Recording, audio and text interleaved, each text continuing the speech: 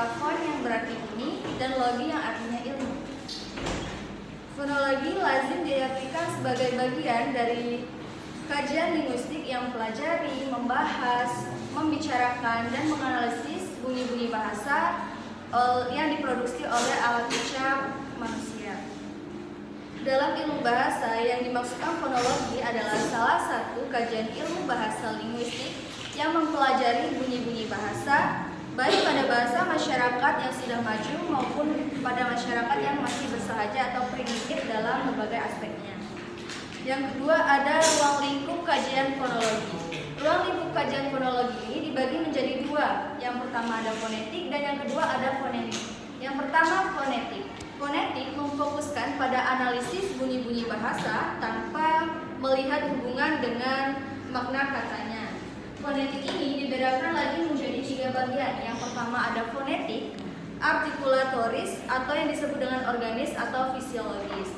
Fonetik ini meneliti bagaimana bunyi-bunyi bahasa itu diproduksi oleh alat-alat ucap manusia. Pembahasannya antara lain meliputi masalah alat-alat ucap yang digunakan dalam memproduksi bunyi bahasa itu, mekanisme arus udara yang digunakan dalam memproduksi bunyi bahasa, bagaimana bunyi bahasa itu dibuat, mengenai klasifikasi bunyi bahasa yang dihasilkan, serta apa kriteria yang digunakan, mengenai silabel dan juga mengenai unsur-unsur atau ciri-ciri suprasegmental seperti tekanan, jeda, durasi, dan nada.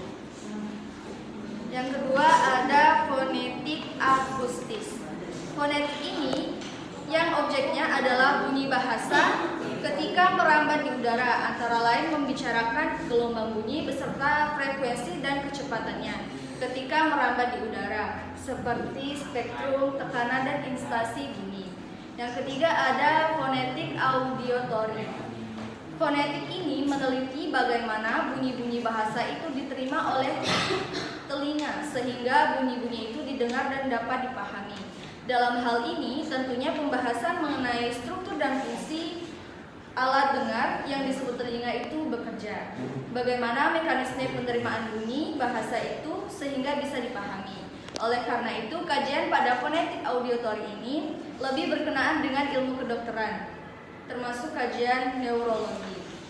Yang kedua ada fonemik. Fonemik ini merupakan bagian fonologi yang mempelajari bunyi bahasa untuk membedakan makna, atau bagian ilmu fonologi yang mempelajari satuan terkecil bahasa berupa bunyi untuk membedakan makna.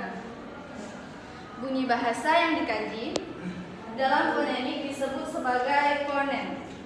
Fonem ini apabila fonem dilihat sebagai pembeda dan sekelompok bunyi yang serupa, seperti halnya contoh yang diberikan seperti bunyi K, U, B, U, K, U, T, U. Saat dibandingkan akan memiliki perbedaan di bagian ketiga yaitu B dan T. Dapat disimpulkan bahwa fonem merupakan pembeda dan dari sekelompok bunyi serupa namun memiliki makna yang berbeda juga. Yang ketiga ada ruang lingkup fonologi secara umum dan khusus. Yang pertama, fonologi umum ialah ilmu yang pelajari bunyi-bunyi bahasa dari berbagai bahasa. Misalnya fonologi umum membicarakan bunyi-bunyi bahasa di kawasan Asia Tenggara, bahasa-bahasa di daratan Eropa, atau bunyi-bunyi bahasa lain yang tidak serumpun untuk diperbandingkan. Yang kedua ada fonologi khusus. Fonologi khusus ialah ilmu yang mempelajari bunyi-bunyi yang terdapat dalam satu bahasa tertentu. Misalnya hanya bahasa Batak, Kerinci, Melayu Jambi, Jawa, dan sebagainya. Terima kasih, saya kembalikan ke moderator. Terima kasih kepada Yenza yang telah memaparkan materi pertama. Materi selanjutnya akan disampaikan oleh Amanda Kurniadi Putri. Kepada Amanda, disilakan. Baiklah, di sini saya sebagai presentator kedua yang akan memaparkan materi mengenai konsep dasar morfologi, di mana kita ketahui bersama bahwasanya konsep dasar morfologi ini terbagi menjadi beberapa bagian ya, mulai dari hakikatnya, kemudian ada juga fungsinya, terus juga ada objek kajiannya, ada proses morfologis dan sebagainya. Kita bahas satu persatu. Nah, mulai dari hakikat morfologi terlebih dahulu. Bisa kita lihat bahwasanya kata morfologi ini berasal dari kata morfologi, tapi penulisannya yang benar seperti ini. Nah, berasal dari bahasa Yunani, yakni menggabungkan dengan kata morfe dan juga logos. Morfe ini artinya bentuk dan logos ini artinya ilmu. Sehingga berdasarkan kata dan makna pembentukannya, morfologis ini berarti ilmu yang mempelajari tentang bentuk.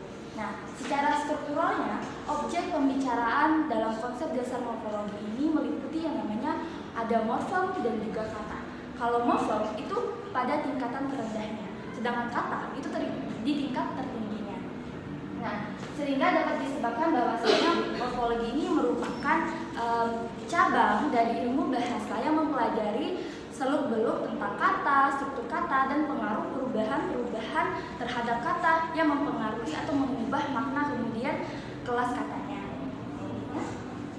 Kemudian materi yang kedua yang akan saya bahas di sini mengenai fungsi morfologi, di mana fungsi morfologi ini ada 4. Yang pertama, pembentukan kata. Nah, fungsi utama dari morfologi ini yakni pembentukan kata, di mana ia dapat membantu kita untuk mengetahui bagaimana kata itu dibentuk dari morfem-morfem ataupun elemen-elemen yang membentuknya. Nah, melalui apa? Melalui proses morfologis. Nah, nanti kita bahas proses morfologis itu tersendiri. Nah, morfologi ini ia mempengaruhi pembentukan kata itu terhadap makna, kemudian terhadap fungsi gramatikal. Yang kedua, pemberian makna. Di dalam morfologi ini, fungsi yang kedua itu ia memberikan makna terhadap kata-kata. Jadi, morfem-morfem tertentu itu pasti mengandung atau menghasilkan makna-makna tertentu. Kemudian yang ketiga, analisis struktur kata. Dengan kita memahami morfologi, kita dapat menganalisis struktur kata ini untuk mengidentifikasi bagian-bagian dari struktur kata ini yang mempengaruhi makna tersebut. Kemudian yang keempat atau yang terakhir, memahami perubahan makna. Jadi di dalam morfologi ini juga menggambarkan yang namanya memahami perubahan morfem dalam kata yang dapat mengubah makna tersebut. Contohnya seperti pada banget tidur. Tidur itu pada awalnya itu statusnya aktif ya, tidur. Kemudian menjadi kata tertidur. Nah, jadi statusnya pasif. Selanjutnya.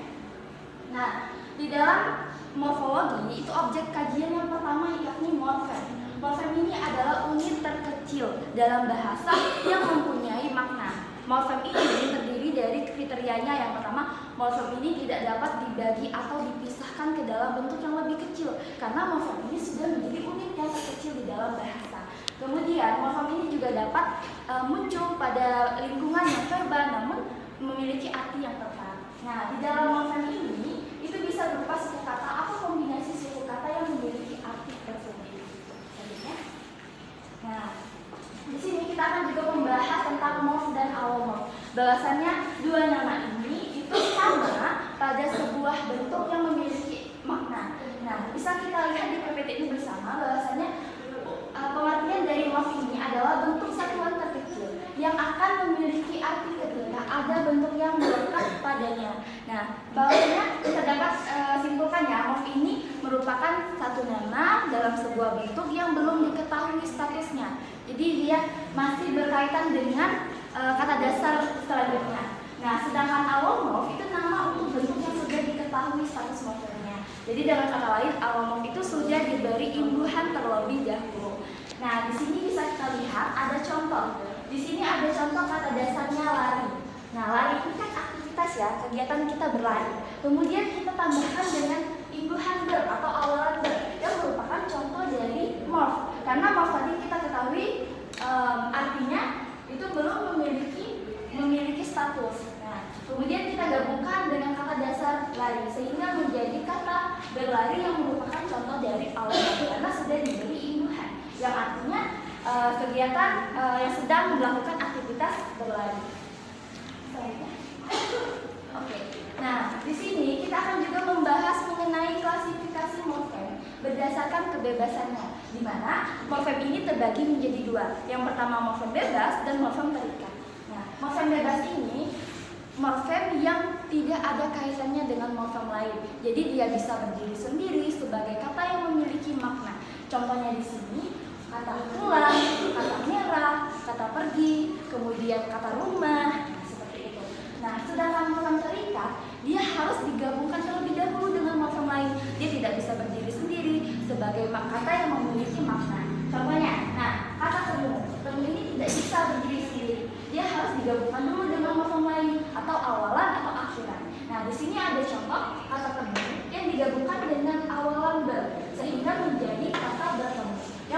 contoh morfem tadi. Nah, yang kedua, klasifikasi morfem berdasarkan keutuhannya, di mana juga terbagi menjadi dua. Yang pertama itu morfem utuh dan morfem terbagi. Nah, morfem utuh ini ibaratkan kata yang terdiri dari satu kesatuan yang utuh. Contohnya di sini ada meja, ada kursi, ada kecil, kemudian kata besar, kata dinding, dan sebagainya. Nah, sedangkan morfem terbagi itu morfem yang terdiri dari dua bagian. Jadi secara strukturalnya atau secara fisiknya itu dia terbagi atau disisipi dengan morfem lain. Contoh di sini pada kata kesatuan. Nah, di mana ini kan terdiri dari satu morfem dulu ya, satu morfem yakni satu. Kemudian ia terdiri dari juga dengan morfem terbagi yang diberi awalan ke seperti itu dan juga akhiran an sehingga menjadi kata kesatuan. Nah, objek kajian yang selanjutnya yakni ada kata. Kata ini merupakan satuan gramatikal yang terdiri dari satu atau beberapa morfem. Nah, kata ini dapat berdiri sendiri sebagai makna yang memiliki makna yang bebas. Nah, di sini kata dapat dibedakan menjadi dua bagian.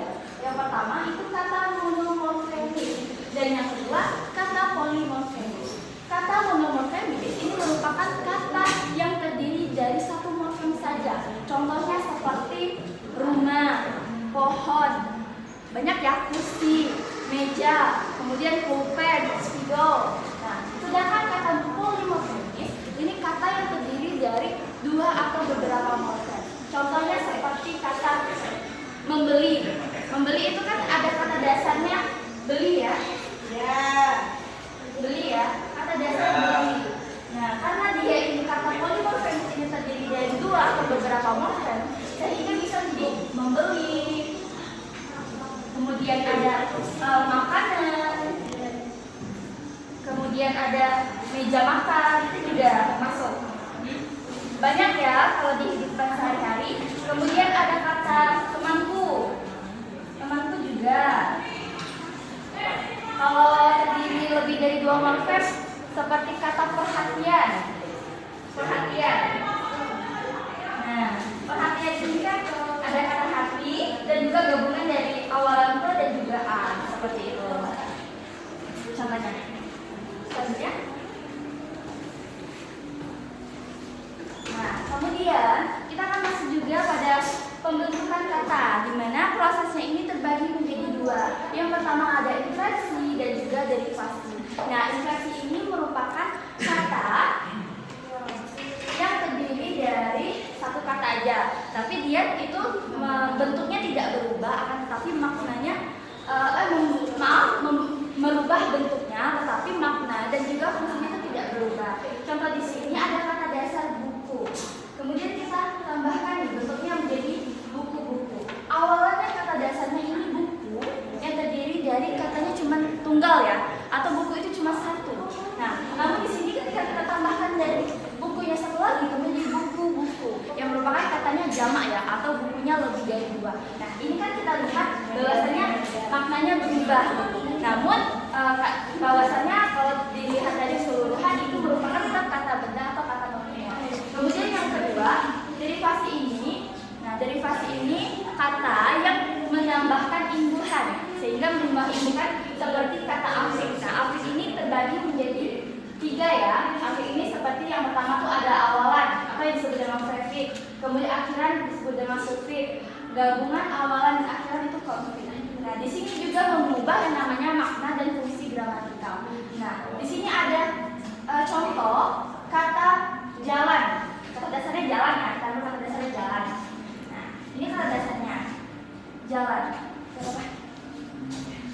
Nah, jalan kalau pada awalan, karena di sini ditambahkan dengan awalan ke, jadi menjadi kata berjalan yang merupakan kata kerja ya, atau kegiatan yang sedang berjalan. Kemudian kalau kita tambahkan akhiran atau sufik, nah pada kata dasarnya jalan, jadi menjadi jalanan, jalan tambah a, menjadi jalanan.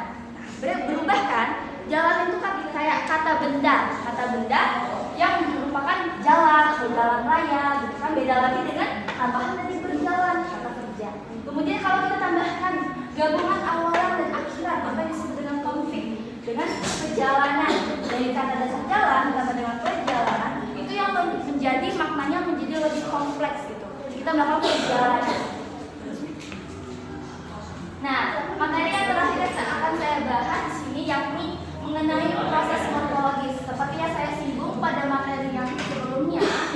Nah, di sini proses morfologis ini terbagi menjadi 5. Yang pertama kita masuk pada afiksasi, yakni penambahan imbuhan. Sama seperti dengan derivasi ini, ia menambahkan imbuhan awalan, akhiran, gabungan awalan akhiran, kemudian ada yang namanya diselipi atau disisipi morfem lain. Nah, kita beri contoh ya, karena di sini tidak ada contoh, jadi kita beri contoh agar memudahkan kita memahaminya. Kalau afiksasi pada prefix kan, prefix tadi apa? Imbuhan awalan kan? Ya. Nah, prefix ini contohnya pada kata dasar apa kita ambil? Lari ya, coba. Nah, lari. Kata dasar ini kata kerja ya, kalau kita lari gitu kan aktif. Nah, kemudian kita beri awalan pe. Maaf, kalau awalan berarti di sini ya. Pe, gitu kan? Pe, gambaran. Sehingga menjadi kata pelari. Di mana pelari ini bukan kata jalan kan? Jadi kata benda, seseorang yang melakukan aktivitas berlari seperti itu. Kemudian kalau akhiran itu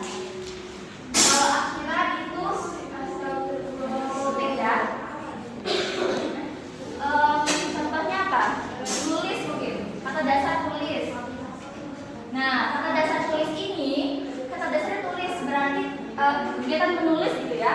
Nah, kemudian kalau kita beri akhiran, tambahan mungkin tulis ditambah dengan akhiran an menjadi tulisan. Ia berubah menjadi kata benda atau kata dunia seperti itu. Tulisannya sesuatu yang ditulis. Kalau akhiran awalan dan akhiran, contohnya seperti tadi kan kesatuan ya. Kita contohkan ada kata sifat mungkin indah ya. Ini konflik awalan dan akhiran. Indah. Nah, kita beri awalan itu mungkin ke ditambah indah dan akhiran juga ditambah an sehingga menjadi keindahan. Nah, ini kan merupakan bentuk dari kata benda ya, yang awalnya dari indah merupakan kata sifat menjadi kata benda. Gitu. Kemudian reduplikasi. Nah, reduplikasi ini pengulangan kata. Coba seperti ini. Nah, pengulangan kata ini ia mengulang kata tersebut terbagi menjadi 3 juga. Ada pengulangan kata seluruh, ada pengulangan kata sebagian, ada pengulangan kata yang cuman beberapa fonem saja. Pengulangan kata seluruh misalkan pada kata banyak ya, buku bisa diulang, buku-buku menjadi gitu. Pasti paham ya teman-teman. Buku-buku kalau diulang keseluruhan.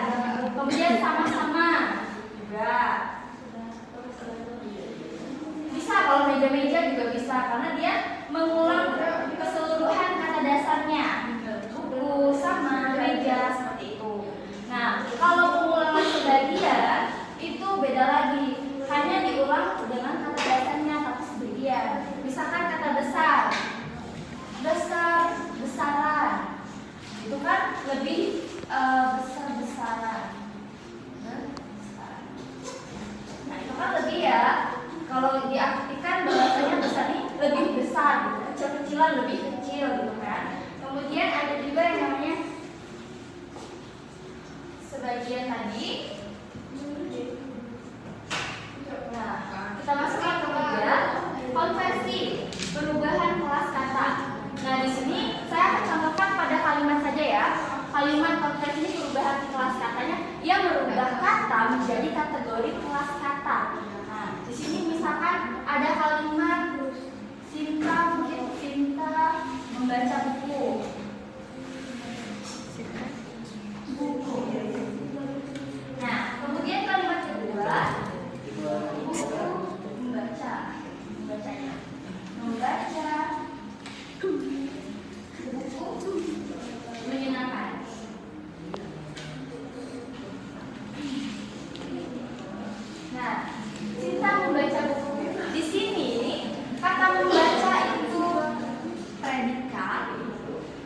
Kemudian kata membaca di kalimat kedua ini menjadi subjek. Nah, di sini kalau kita dalam bentuk kita lihat sama ya, membaca gitu. Cuma berubah aja kalau ini di tengah, ini di awal gitu kan. Kemudian yang namanya mengubah kategori ini kalau kita perhatikan pada kalimat satu kita membaca buku. Ini kan kegiatan ya. Jadi dia ini disebut kata kerja. Terus sekali kata kerja karena melakukan kegiatan membaca. Nah, kemudian di sini membaca buku menyenangkan. Di sini awal. Jadi dia tuh menjadi kata benda. Seperti itu semuanya. Oke? Kemudian yang keempat, komposisi. Nah, komposisi ini kita artikan bahwa menggabungkan kata. Kata itu digabungkan boleh beberapa, boleh satu, dua, atau beberapa kata. Contohnya di sini kita gabungkan dengan kata misalkan meja. Kalau meja kan biasa ya pada umumnya ya, meja. Kemudian kalau kita gabungkan dengan kata makan, jadi beda ya maknanya, menjadi meja makan bukan meja pada umumnya. Kemudian kalau kita ada kata rumah, nah pasti kita artikan di tempat tinggal gitu kan. Nah kalau kita tambahkan dengan rumah sakit, jadi kata sakit, jadi tempat orang yang sedang sakit. Nah yang terakhir, pemendekan kata atau yang disebut dengan abreviasi. Nah pemendekan kata ini yaitu bertujuan untuk kita memudahkan kita dalam penulisan ataupun penyebutan. Contoh di sini kan banyak ya kita dipendekkan katanya, misalkan dari kata televisi. Televisi dipendekkan menjadi TV ya, TV. Kemudian kata apa lagi? HP ya, jadi HP. KTP juga, KTP kartu tanda penduduk. Biasanya itu kan KTP ya. ATM juga. Nah, biasanya nih kalau kita ditanya alumni dari, masa kita bilang SMA tuh sekolah menengah atas gitu kan? Alumni sekolah menengah atas Negeri 1 Bayulincir, lucu ya. Biasanya kita singkat menjadi alumni SMA Negeri 1 Bayulincir. Semansa Bayulincir. Nah, itu juga termasuk. Kemudian biasanya juga nih, biasa kalau kita ditanya dari prodi mana? PBSI singkat kan? Ya. Karena terlalu panjang. Kedokteran. Iya, betul. Kedokteran kayak disingkat ya. Nah, kemudian ada juga kalau penulisan. Biasanya kita penulisan gelar, ya kan? Kalau gelarnya dokter, maaf kalau dokter jadinya dokter. Singkat menjadi DR kan? Ya. Nah, Kalau dokter, D-nya besar. Oh. Ya, kalau dokter bedanya D-nya besar kalau disingkat ya. Nah, dalam istilah penulisan. Tapi tetap disebut menjadi dokter gitu kan. Kemudian profesor. Nah, penulisan juga ya. Profesor, prof. Nah, itu ya. Seperti itu. Banyak sekali ya kalau contoh pemendekan kata, karena memudahkan kita dalam penulisan dan penyebutan. Baik, mungkin itu saja materi yang dapat saya sampaikan. Terima kasih atas perhatiannya. Saya kembalikan ke moderator. Terima kasih kepada Amanda yang telah memaparkan materi kedua kita. Nah, agar kita mengetahui lebih dalam lagi mengenai morfologi dan sintaksis ini, kita akan mendengarkan pemaparan materi yang akan disampaikan oleh Maya Sari Dewi. Kepada Maya, disilakan.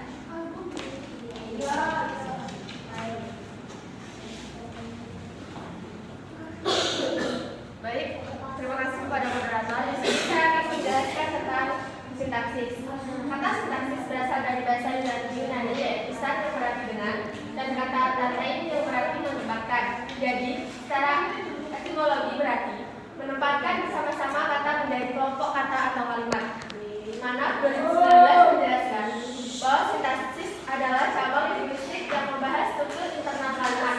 Struktur internal kalimat yang dibahas adalah frasa, klausa, dan kalimat. Slide selanjutnya.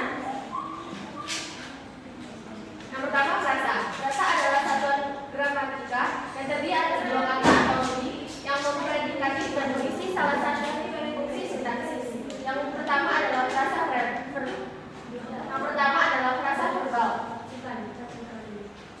Frasa verbal adalah frasa yang mempunyai distribusi yang sama dengan kata yang berkategori verbal atau kata kerja. Contohnya menangis keras dan sedang melamun. Yang kedua, frasa nominal. Frasa nominal yang sering juga disebut kata benda atau kata yang mengacu pada manusia, binatang, benda, dan konsep atau pengertian. Contohnya lapangan besar, rumah besar. Yang ketiga, frasa numeral. Frasa numeral adalah frasa bilangan yang mempunyai distribusi yang sama dengan kata bilangan. Contohnya 7 dan 8, 14. Yang keempat, frasa adjektifal. Frasa adjektifal adalah kata yang memberikan keterangan yang lebih khusus tentang sesuatu yang dinyatakan oleh nomina dalam kalimat. Frasa adjektifal adalah frasa yang intinya berupa kata sifat. Contohnya keras sekali, amat lembut. Yang kelima, frasa adverbial. Frasa adverbial adalah tatanan frasa dari adverbial dalam tatanan klausa. Dalam tataran frasa, adverbial adalah kata yang menjelaskan verba, adjektiva, atau adverbial lain. Contohnya lebih kurang, hingga, dengan. Yang keenam, frasa preposisional. Frasa preposisional atau frasa dengan depan ialah frasa yang dari kata depan sebagai penanda diikuti oleh kata atau frasa sebagai aksinya. Contohnya di sebuah rumah dan dengan sangat tenang. Selanjutnya, klausa. Menurut ASB, klausa merupakan satuan gramatika yang berbentuk gabungan kata yang terdiri atas subjek dan predikat. Klausa ini dapat dijadikan sebagai kalimat. Jenis klausa berdasarkan strukturnya. Jenis klausa berdasarkan strukturnya dibagi menjadi dua, yaitu klausa bebas dan klausa terikat. Klausa bebas merupakan jenis klausa yang unsur-unsurnya lengkap sehingga memiliki kemungkinan untuk menjadi kalimat utama, yaitu kalimat yang mempunyai subjek dan predikat. Contohnya, ayah bekerja, kakak menyapu. Yang kedua, klausa terikat. Klausa terikat merupakan juga sebagai anak kalimat. Klausa terikat tidak memiliki kemungkinan menjadi sebuah kalimat karena seringkali tidak memiliki subjek maupun predikat. Contohnya, ayah pulang tadi siang, ibu pergi ke pasar. Yang kedua, jenis klausa berdasarkan fungsinya.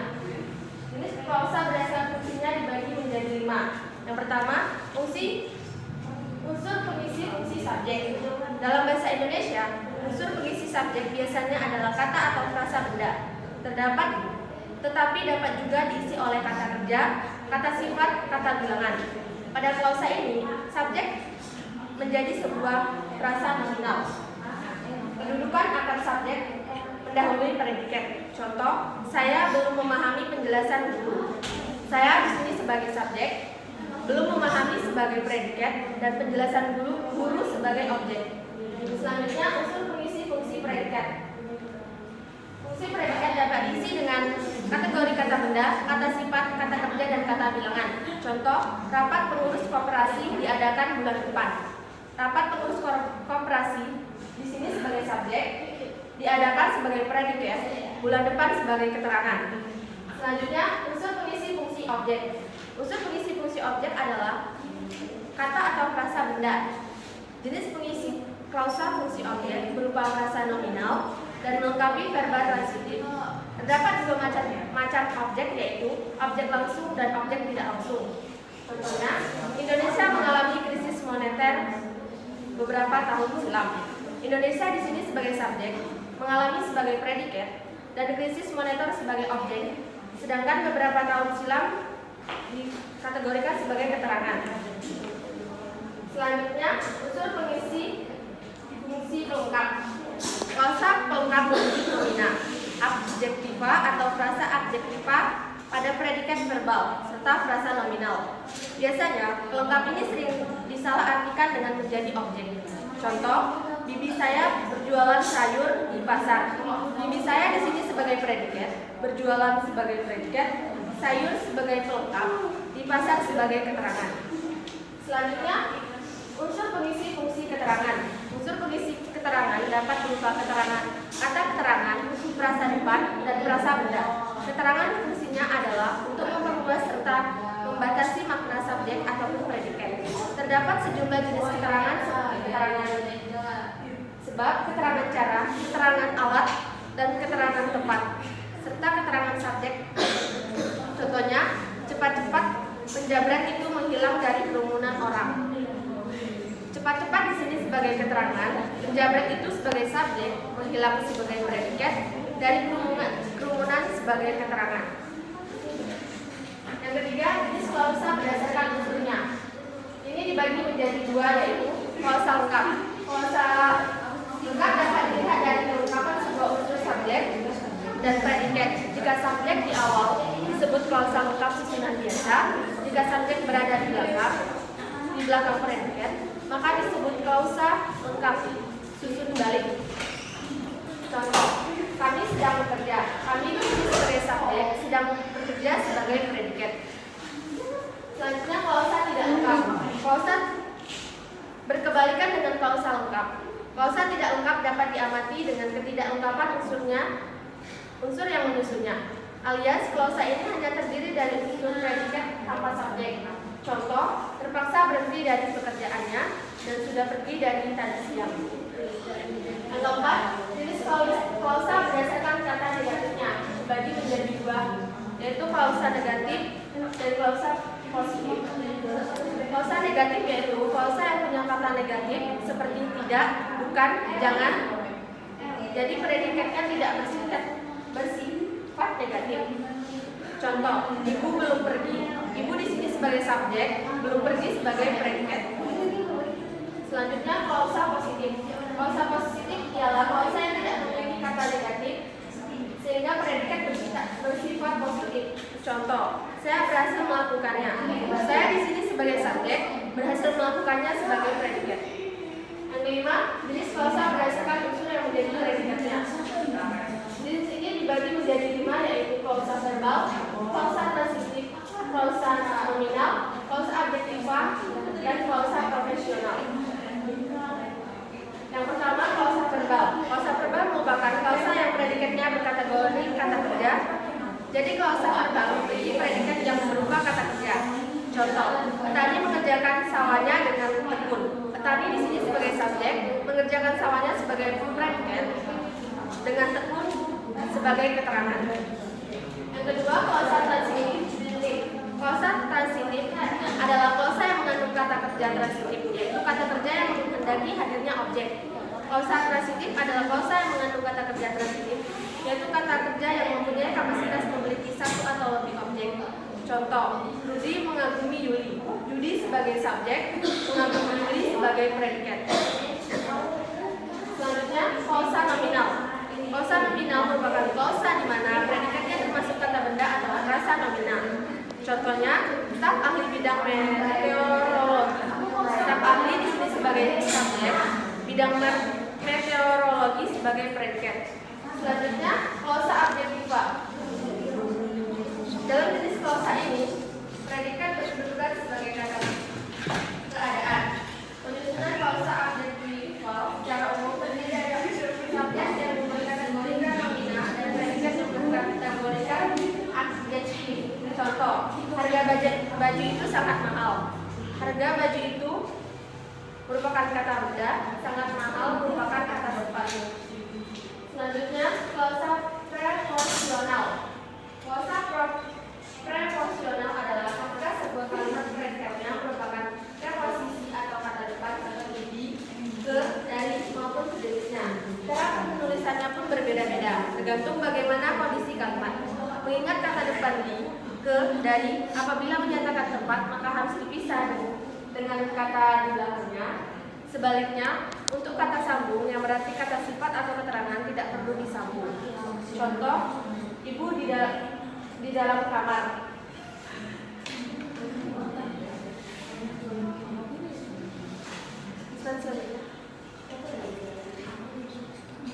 Selanjutnya kalimat. Kalimat adalah satuan bahasa terkecil yang merupakan kesatuan pikiran. Menurut pakar sastra Indonesia, Harimurti Tridalaksana, kalimat sebagai satuan bahasa yang secara relatif berdiri sendiri, mempunyai pola intonasi final, dan secara aktual maupun potensial terdiri dari klausa.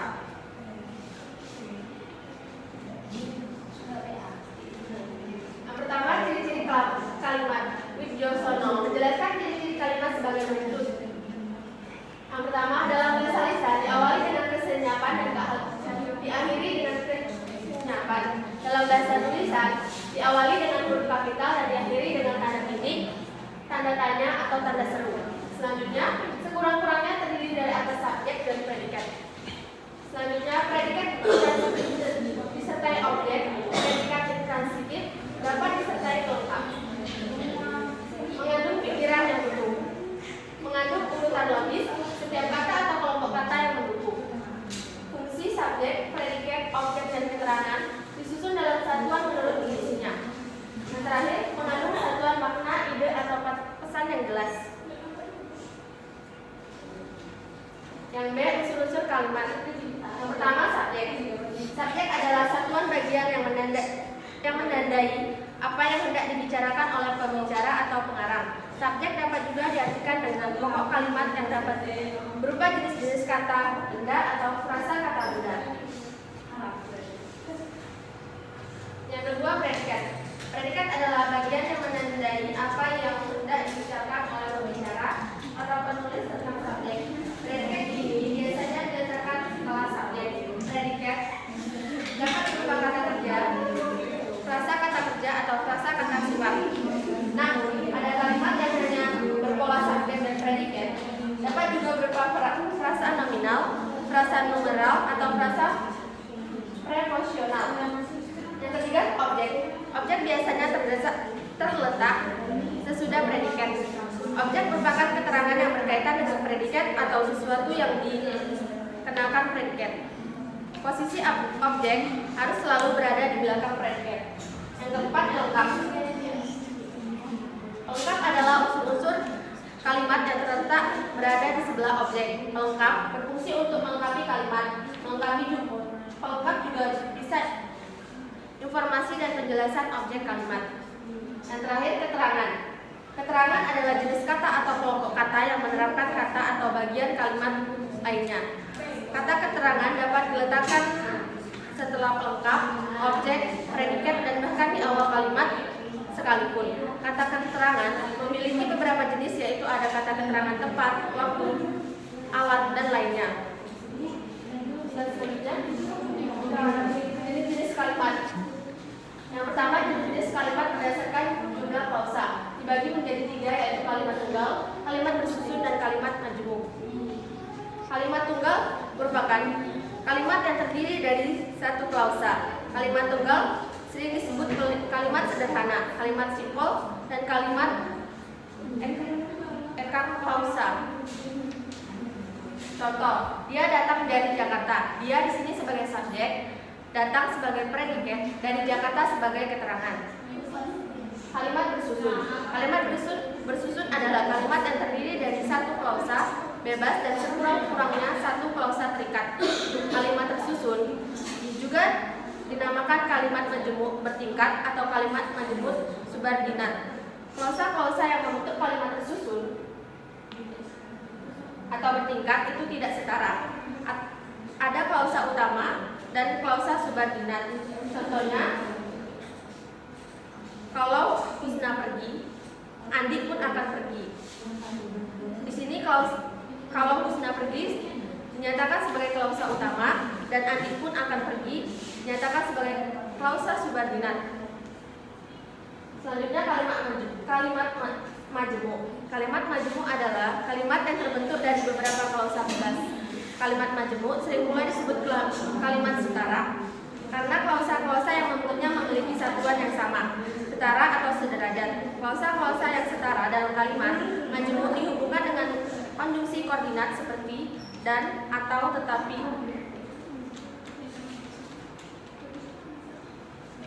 Yang kedua, jenis-jenis kalimat berdasarkan fungsi subjeknya dibagi menjadi dua, yaitu kalimat aktif dan kalimat pasif. Kalimat aktif adalah kalimat di mana subjek merupakan pelaku atau melakukan perbuatan. Kalimat aktif adalah suatu kalimat yang subjeknya melakukan tindakan yang diungkapkan dalam predikat terhadap objeknya. Contoh, ibu menyiram bunga di taman. Ibu di sini sebagai subjek, menyiram bunga sebagai predikat, di taman sebagai keterangan.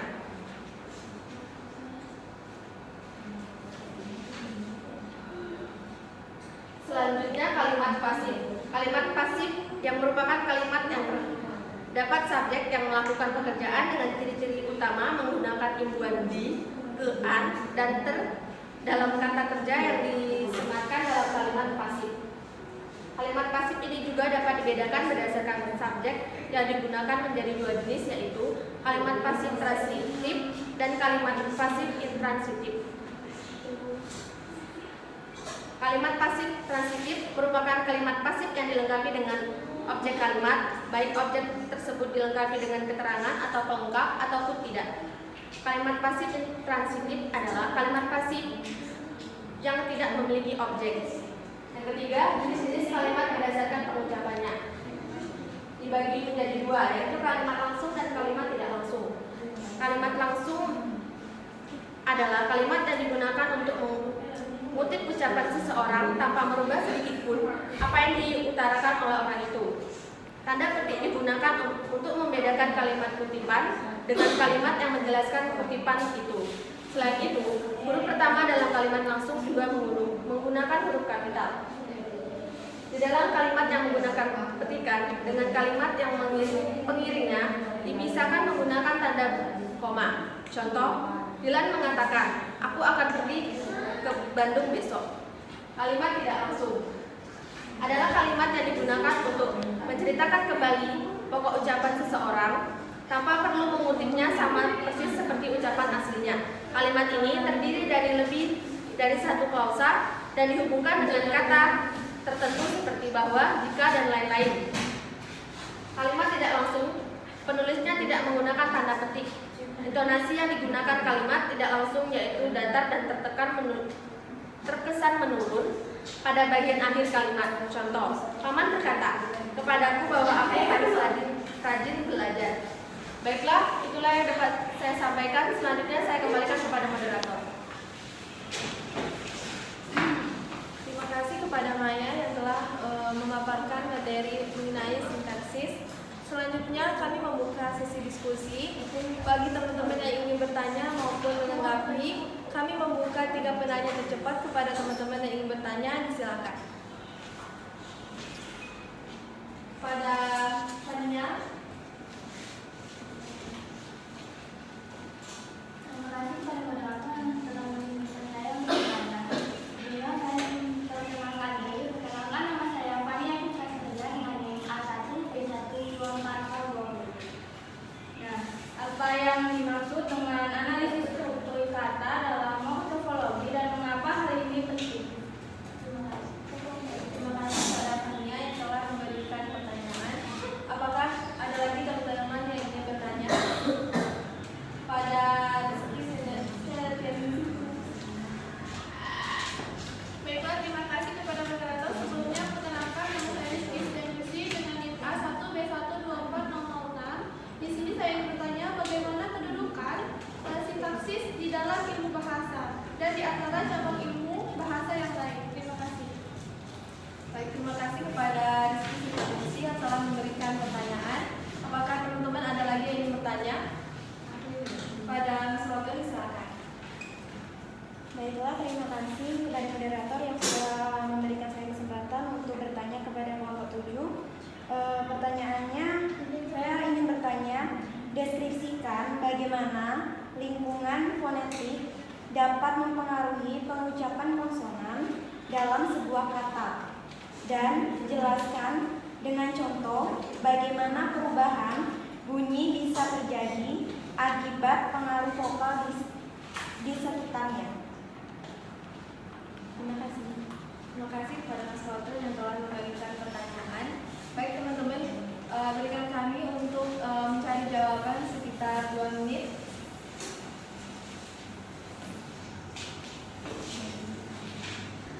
Baik teman-teman, di sini saya akan membacakan ulang pertanyaan yang diberikan teman-teman tadi.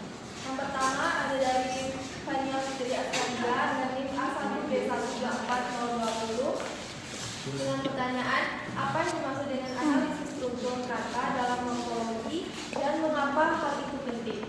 Yang kedua dari Rizky Setianingsih dengan NIM A1B12406 dengan pertanyaan, bagaimana kedudukan sintaksis di dalam ilmu bahasa dan di antara cabang ilmu bahasa yang lain. Yang ketiga dari Ngasroto dengan NIM A1B12421 dengan pertanyaan, deskripsikan bagaimana hubungan fonotik dapat mempengaruhi pengucapan konsonan dalam sebuah kata. Jelaskan konsonan dalam contoh bagaimana perubahan bunyi bisa terjadi akibat pengaruh vokal di sekitarnya. Baik, pertanyaan pertama akan dijawab oleh Amanda. Kepada Amanda, silakan.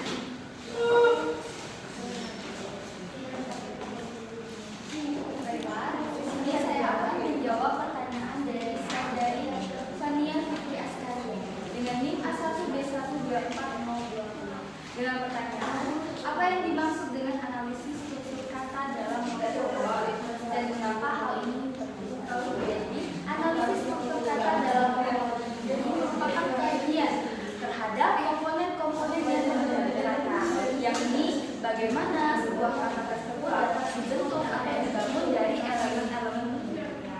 Kemudian, di dalam linguistik ini, hal ini mencakup pada pengidentifikasian morfem, yakni dengan morfem kita ketahui bahwasanya unit terkecil dalam bahasa yang memiliki makna. Nah, proses ini juga mencakup pada pengidentifikasian seperti morfem bebas dan morfem terikat. Nah, morfem bebas tadi kita ketahui dia dapat berdiri sendiri tanpa adanya morfem lain. Kemudian kalau morfem terikat itu harus digabungkan terlebih dahulu dengan morfem lain agar dapat membentuk yang namanya kata. Kemudian analisis ini juga memerlukan morfem lain. Nah, di sini mencakup yang namanya juga proses morfologi yang saya jelaskan tadi, seperti contoh afiksasi, reduplifikasi, kemudian komposisi dan sebagainya. Nah, mengapa hal ini dikatakan penting? Karena pentingnya di sini karena dapat memberikan pemahaman bagaimana perubahan bentuk itu dapat mempengaruhi makna, mempengaruhi fungsi gramatikalnya, mempengaruhi kategori atau kelas katanya. Kemudian di sini juga dapat memberikan pemahaman terhadap kita yang mendalam karena dengan adanya kita menganalisis struktur kata ini kita dapat berbicara atau berkomunikasi itu menjadi lebih efektif. Baik, mungkin itu saja jawaban dari saya kembalikan ke moderator. Terima kasih kepada Amanda yang telah menjawab pertanyaan dari Fania. Pada Fania, apakah bisa dipahami jawaban yang diberikan? Juga saya paham. Baik, terima kasih. Pertanyaan kedua dari Rizky Setianingsih akan dijawab oleh Maya Sardewi. Kepada Maya, silakan. Baik, terima kasih kepada moderator. Di sini saya akan menjawab pertanyaan dari saudari Rizky dengan pertanyaan, bagaimana kedudukan sintaksis di dalam ilmu bahasa dan di antara cabang ilmu bahasa yang lain. Sintaksis adalah cabang ilmu bahasa yang mempelajari tata kalimat dan hubungan antara kata-kata dalam membentuk kalimat. Dengan kata lain, sintaksis mengkaji bagaimana kata-kata disusun menjadi kalimat yang bermakna. Kedudukan sintaksis dalam ilmu bahasa sebagai salah satu cabang utama. Sintaksis sejajar dengan cabang ilmu bahasa lainnya seperti fonologi, morfologi, semantik, dan pragmatik. Tingkat analisis yang lebih tinggi. Jika fonologi dan morfologi mengkaji satuan bahasa yang lebih kecil atau bunyi dan bentuk kata, sintaksis menganalisis bagaimana satuan-satuan ini digabungkan menjadi struktur yang lebih besar, yaitu kalimat. Dasar pemahaman struktur bahasa. Pemahaman sintaksis sangat penting untuk memahami struktur bahasa secara keseluruhan. Dengan memahami sintaksis, kita dapat menganalisis kalimat yang kompleks, membedakan kalimat yang benar dan salah, serta memahami nuansa makna yang berbeda dalam kalimat. bahasa lain. Yang pertama, fonologi. Sintaksis berhubungan dengan fonologi karena intonasi dan tekanan suara dapat mempengaruhi makna kalimat. Selanjutnya, morfologi. Sintaksis berhubungan dengan morfologi karena struktur kalimat dipengaruhi oleh bentuk kata, misalnya kata benda, kata kerja, dan kata sifat. Semantik. Sintaksis berhubungan dengan semantik karena susunan kata dalam kalimat dapat mempengaruhi makna keseluruhan kalimat. Yang terakhir, pragmatik. Sintaksis berhubungan dengan pragmatik karena konteks penggunaan bahasa dapat mempengaruhi interpretasi suatu kalimat. Baiklah, itulah yang dapat saya jawab. Selanjutnya saya kembalikan kepada moderator. Terima kasih kepada Maya yang telah menjawab pertanyaan dari diskusi televisi. Pada diskusi televisi, apakah jawabannya bisa dipahami? Baik, jawabannya sudah dapat saya pahami. Pertanyaan terakhir dari Mas Rotun akan dijawab oleh Genza. Kepada Genza, silakan. Baik, di sini saya akan menjawab pertanyaan dari Mas Rotun dengan NIM A1B1240021. Dengan pertanyaan, deskripsikan bagaimana lingkungan fonetik dapat mempengaruhi pengucapan konsonan dalam sebuah kata. Jelaskan dengan contoh bagaimana perubahan bunyi itu bisa terjadi akibat pengaruh vokal di sekitar. Jadi, lingkungan fonetik mengacu pada posisi atau urutan bunyi dalam kata yang dapat mempengaruhi bagaimana suatu konsonan diucapkan. Konsonan dalam sebuah kata seringkali dipengaruhi oleh bunyi vokal atau konsonan lain di sekitarnya, yang bisa menyebabkan perubahan dalam artikulasi atau kualitas suara konsonan tersebut. Contoh umum dari pengaruh ini adalah ada asimilasi dan lenisi. Asimilasi adalah ketika konsonan menyesuaikan atau meniru karakteristik bunyi yang berdekatan. Misalnya, dalam bahasa Indonesia pada kata pendidikan, itu awalnya itu dari kata didik yang mengalami perubahan bunyi karena adanya bunyi nasal N di depan D. Terjadilah asimilasi sehingga bunyi N melebur menjadi ND pada awal kata didik. Ini terjadi karena N dan D memiliki posisi artikulasi yang sama di diri sehingga lebih mudah mengucapkan kedua bunyi ini secara berurutan. Yang kedua adalah lenisi. Lenisi ini terjadi ketika sebuah konsonan menjadi lebih lemah atau kurang terdengar karena lingkungan vokal di sekitarnya. Misalnya dalam bahasa Inggris, dalam kata butter seringkali diucapkan dengan T yang terdengar seperti D, butter. Seperti pada dialek Amerika. Hal ini disebabkan lenisi pada bunyi T karena berada di antara dua vokal sehingga menghasilkan bunyi D. Baik, terima kasih. Saya kembalikan kepada. Terima kasih kepada Genza yang telah memberikan jawaban dari pertanyaan Mas Rotun. Pada Mas Rotun, apakah jawabannya bisa dipahami? Baik, jawabannya sudah dapat saya pahami. Terima kasih. Baik, terima kasih. Dengan terjawabnya 3 pertanyaan tadi, maka berakhir pula presentasi kita pada pagi hari ini. Saya selaku moderator pamit undur diri. Terima kasih. Assalamualaikum warahmatullahi wabarakatuh.